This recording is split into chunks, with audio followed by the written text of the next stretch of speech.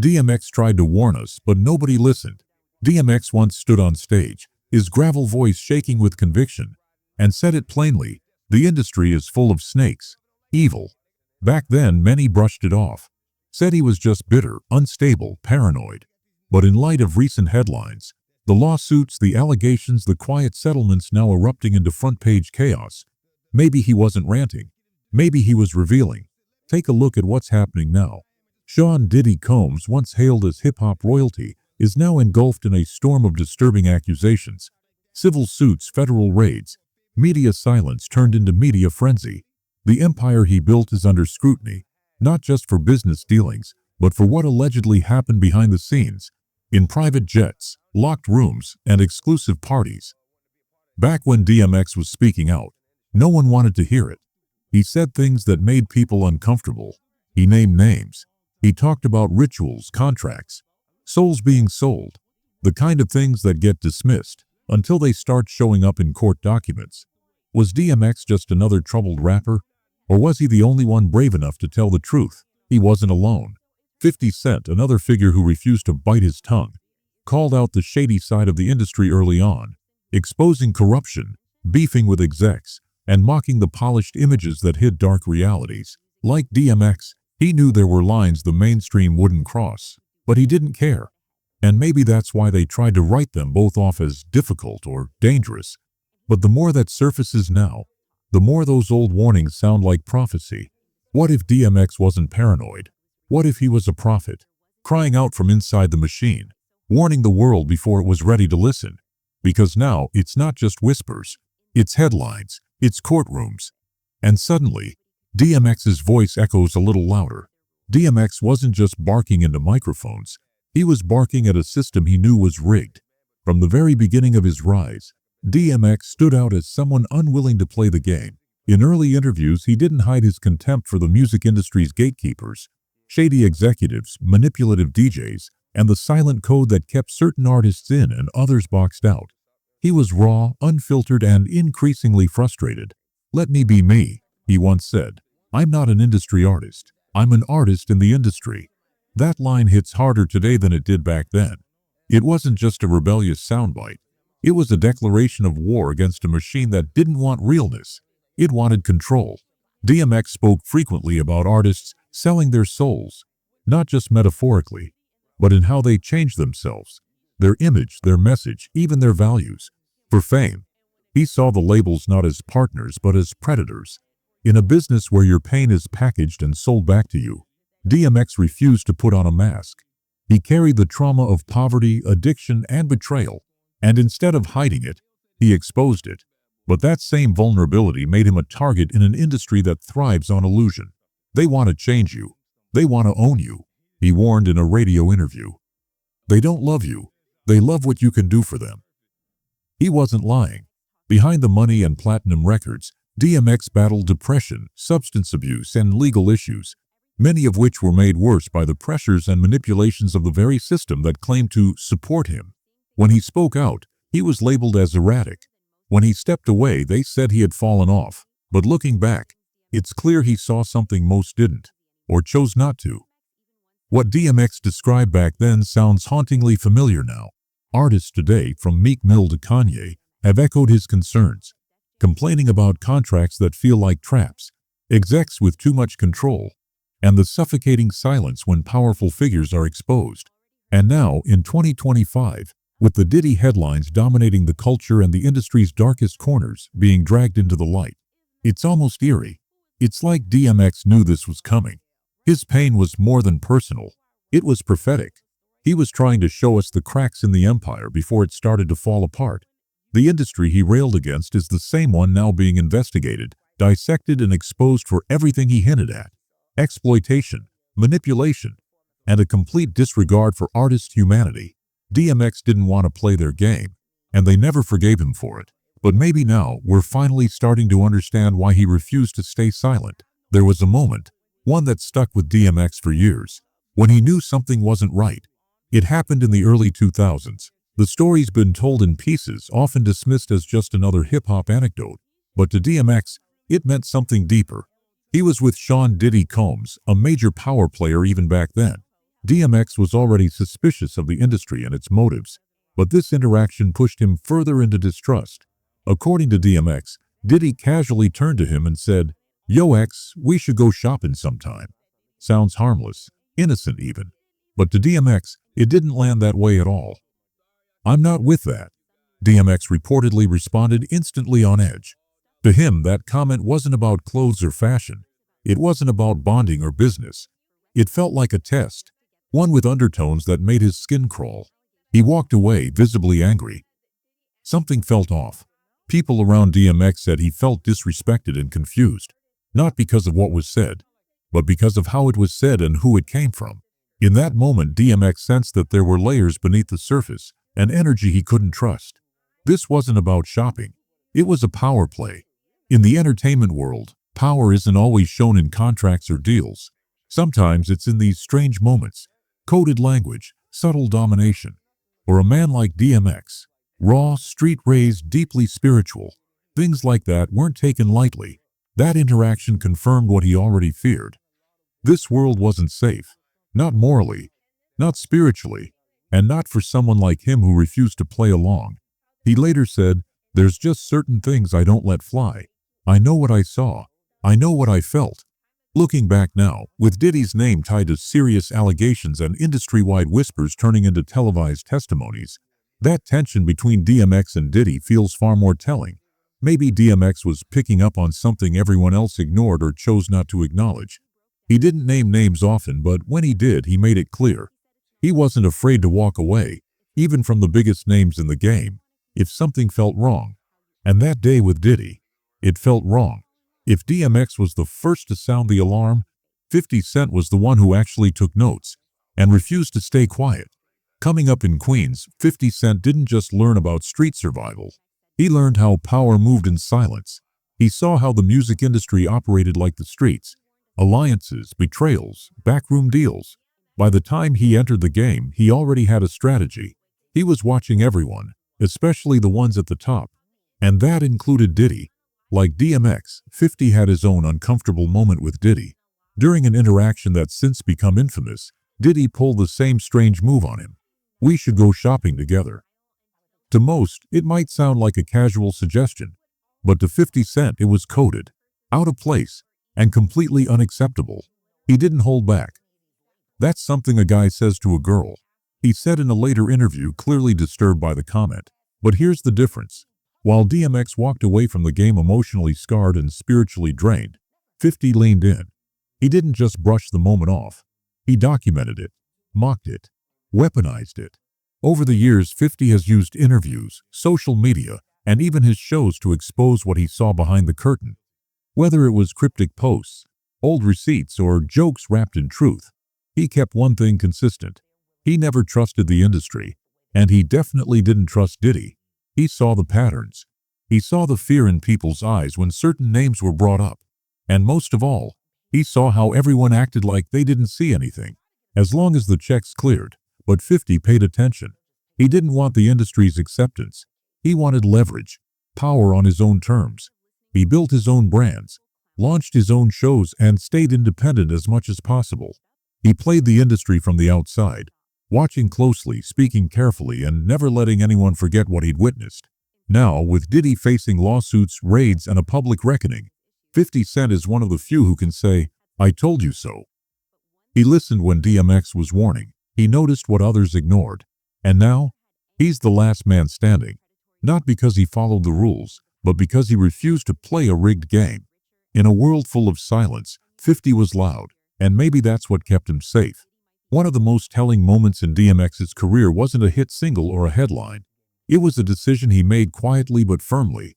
He never signed with Bad Boy Records. Back in the late 90s, when DMX was bursting onto the scene with his raw, gritty sound, Bad Boy was the label everyone wanted to be on. Run by Sean "Diddy" Combs, Bad Boy was the kingmaker, the label that could turn an artist into a superstar overnight. But despite that lure, the doors never fully opened for DMX. In fact, the story goes that Diddy initially passed on DMX. At a time when Def Jam Records had recognized DMX's potential and made a solid offer, Bad Boy didn't see the value. They didn't move fast, and DMX wasn't about to wait around. Later, when DMX's star started to rise and Def Jam officially signed him, suddenly Bad Boy came knocking again. Diddy tried to swoop in, hoping to bring DMX under his wing, but this time, DMX wasn't having it. "If you ain't see my worth before, don't chase me now," DMX reportedly told Diddy. This wasn't just pride. It was a deep mistrust. DMX had already heard things, whispers, warnings, about what really went on behind the scenes at Bad Boy. Tales of manipulation, contracts designed to trap artists, and a culture where power was prioritized over people. DMX's refusal wasn't just a business move, it was a statement. He knew the industry games and he wasn't willing to play on someone else's terms, especially not a label that seemed more interested in control than artistry. His loyalty ultimately lay with Def Jam, a label that gave him space to be raw and real, even if that meant clashes behind the scenes. But more importantly, it was the label that respected him enough to sign him before the money and hype hit. Looking back, this decision feels prophetic. While Bad Boy soared, building an empire, DMX fought battles not just with the industry but with the very system that was supposed to support him.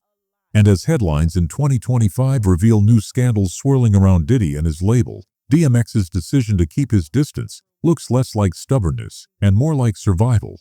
He didn't want to be a pawn or a trophy.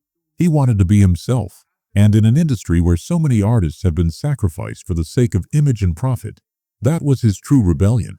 DMX's story reminds us that the music business isn't just about talent, it's about power, control, and who's willing to stand up to the system. In refusing Bad Boy, DMX wasn't just protecting a contract, he was protecting his soul. The last few years have brought a flood of disturbing allegations against Sean Diddy Combs, allegations that echo eerily with the warnings DMX issued decades ago. It started with Cassie Ventura, a former protege of Diddy's who filed a lawsuit accusing him of emotional abuse, manipulation, and exerting extreme control over her life. Cassie described freakouts where Diddy would lash out unpredictably, breaking down her sense of security and autonomy. She painted a picture of an environment where boundaries didn't exist, and power was wielded like a weapon. Then there's Capricorn Clark, another former associate, whose accusations sent shockwaves through the industry. She alleges being held at gunpoint and forced into participation in illicit activities she never consented to. Her testimony hints at a world behind the glitz and glamour, where fear and coercion were the real currencies, a terrifying glimpse into the dark side of Diddy's empire. Most chilling of all is Mia, a former employee, who bravely came forward with claims of sexual assault during her time working for Diddy. Her story exposes a pattern of abuse that had long been whispered about, but never fully examined, until now. And then there's the bizarre and frightening incident involving Kid Cudi's Porsche being bombed outside Diddy's residence, an event that, while still under investigation, hints at the length some in this circle will go to protect their interests and silence opposition. Each of these stories is devastating on its own, but taken together they form a damning mosaic, one that aligns disturbingly well with the things DMX tried to expose years ago. Remember, DMX's early words, "The industry is evil. They want to change you. They want to own you." He wasn't talking about contracts or record deals alone. He was warning about the hidden violence, the psychological games, the threats lurking behind the scenes. DMX described a world where artists weren't just business partners, they were pawns, trapped in cycles of control and abuse. His warnings about selling your soul now read less like metaphor and more like a coded message. The emotional pain, the manipulation, the trauma that came from refusing to conform. DMX lived it, and now the industry's darkest secrets are unraveling in real time. These allegations against Diddy aren't just scandals, they're confirmations. Confirmation that the music industry's underbelly is as toxic and dangerous as DMX said it was. They also raise painful questions about who else has been silenced, controlled, or worse, and how many more warnings went unheard. DMX and 50 Cent dared to speak up in an environment that demanded silence, and while DMX paid a heavy price for his outspokenness, the tide is finally turning. As these allegations continue to stack up, one thing becomes clear. DMX wasn't paranoid, he was prophetic. And now, the industry and the world are finally listening. When 50 Cent dropped his 2006 diss track, The Bomb, many saw it as just another episode in hip-hop's infamous history of rivalry. But the truth behind those biting verses went far deeper than personal dislike or street-level beef. In The Bomb, 50 Cent accused Diddy of far more than ego clashes or business competition. He pointed to one of the darkest mysteries in hip-hop history, the death of the notorious B.I.G. 50 claimed that Diddy knew more about Biggie's death than he let on, suggesting possible involvement, or at least a cover-up. That allegation shocked fans and insiders alike, but 50 wasn't done.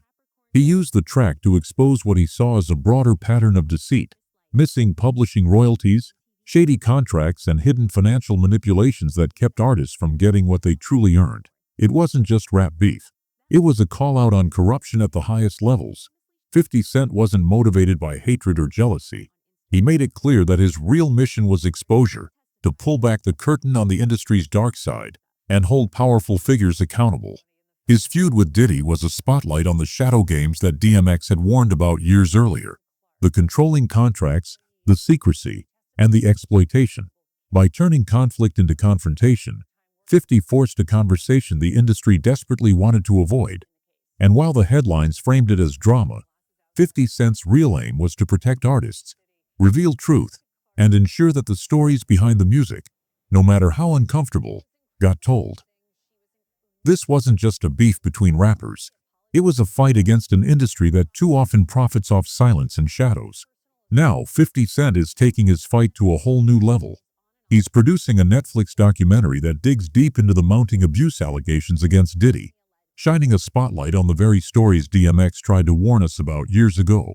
Why Netflix? Because this platform reaches millions, cuts through the noise, and forces conversations that the mainstream media often sidesteps. 50 isn't just dropping another interview or a viral post. He's using his influence to create something that can't be ignored. For decades, voices like DMX's were drowned out, dismissed, or silenced altogether. But with this documentary, 50 is finally making sure those stories get the audience they deserve. It's more than just a project. It's a tribute to the survivors, the victims, the brave people who spoke out despite the risks. It's for the artists and insiders who knew the truth but stayed quiet, fearing the consequences. And it's a way for 50 to pick up where DMX left off, using visibility, power, and storytelling to expose a broken system and demand accountability. In many ways, this documentary is 50 Cent's final blow, a reckoning long overdue. He's not just exposing Diddy, he's exposing the entire industry's dark underbelly. Through this film, 50 ensures that the warnings, the pain, and the truth that DMX carried won't be forgotten, because sometimes the loudest voices are the ones that can finally break the silence. DMX's music wasn't just raw emotion or street stories. It was a window into the dark underbelly of an industry most refuse to acknowledge. Take his track, The Industry. On the surface, it sounds like a critique of the music business, but listen closely and it's much more than that. It's a warning about manipulation, control, and the hidden costs of fame. In the song, DMX raps about how the industry doesn't just use artists, it exploits them. They make more money off you gone than alive, he warns, a chilling line that now resonates with painful clarity. He also references Biggie Smalls, not just as a fellow artist, but as a symbol of the industry's darkest secrets. DMX didn't talk about Biggie's smile until after his death, a subtle nod to the tragic truth lurking beneath the surface. His lyrics reveal a man who saw the facade being carefully maintained, while the truth was buried in silence and fear. DMX knew the smiles were often masks, hiding the pain, the betrayal, and the systemic exploitation behind the scenes. He understood that the industry profited most when artists were silenced, controlled, or worse, when their lives ended prematurely. This wasn't paranoia, it was prophecy. He lived the reality of what many only whispered about, and he dared to call it out loud. Through his music, DMX tried to tell us, the industry isn't just about deals or charts. It's about power. It's about control. It's about who really benefits when the spotlight fades. Now, as allegations pile up and the truth behind the scenes unfolds, it's clear DMX was more than a rapper with a rough voice. He was a messenger. He saw the cracks, the dangers, and the costs of fame in a system built to consume its own. And through every verse, every line, he left a trail, a warning we're only beginning to fully understand. As Diddy's trial unfolds, many are watching closely, but the questions surrounding the case extend far beyond the courtroom. Federal prosecutors have struggled to build a solid case. Allegations of bribery and witness tampering have emerged, casting doubt on whether justice will be served. Some legal experts argue the evidence is thin, while others suspect a deeper game is at play. Adding fuel to the fire, former President Trump has hinted at a possible pardon for Diddy. In a move that could shake the legal process, Trump's involvement introduces a political layer that complicates the fight for accountability. 50 Cent, never one to back down, has already announced he'll intervene if a pardon attempt is made. He's vowed to make sure the truth stays in the spotlight, pushing back against any attempts to sweep the case under the rug. But beyond legal maneuvers and political drama lies a bigger question. What does justice even look like here? For decades, the music industry has protected its own, often at the expense of victims and whistleblowers. A guilty verdict or a pardon won't change the systemic issues that allowed this alleged abuse to thrive. If Diddy walks free, will the industry learn anything? Or will it reinforce the idea that power and money can put anyone above the law? If justice isn't served, it could send a dangerous message that the same cycles of control, silence, and exploitation DMX warned us about will continue unchecked. On the other hand, a conviction could mark a turning point, a rare moment of accountability in an industry that rarely faces consequences. Either way, the stakes are high. This isn't just a trial about one man. It's a test for the entire system. As the world watches, one thing is clear. The story DMX started telling years ago is far from over. And whatever happens in court, the fight for truth and justice continues. DMX is no longer here to speak for himself. His voice, once raw and unfiltered, was a beacon warning us about the dark corners of the music industry, a warning many ignored or dismissed. But today, 50 Cent is speaking up. And so are the brave women who have come forward with their stories of abuse and survival. It's no longer just whispers behind closed doors. It's a loud, urgent call to finally face the truth. For too long, the signs were brushed aside, dismissed as rumors, gossip, or just part of the business. But we can't afford to look away anymore. This is about real people, real pain, and a system that desperately needs change. If you believe in truth over fame, if you believe survivors deserve justice, if you're tired of silence protecting the powerful, now is the time to act. Like, comment, and share this message. Spread the word. Help amplify voices that have been silenced for too long. Because this time, the whole world is watching. We owe it to DMX, who tried to warn us, to 50 Cent, who refuses to stay silent, and to every survivor who finally found the courage to speak out. The industry's secrets are coming to light, and the reckoning is just beginning. We can't change the past, but we can demand a future where truth matters more than power. So stand up, speak out, and make sure the warnings DMX gave us don't fall on deaf ears, because this time, we must listen.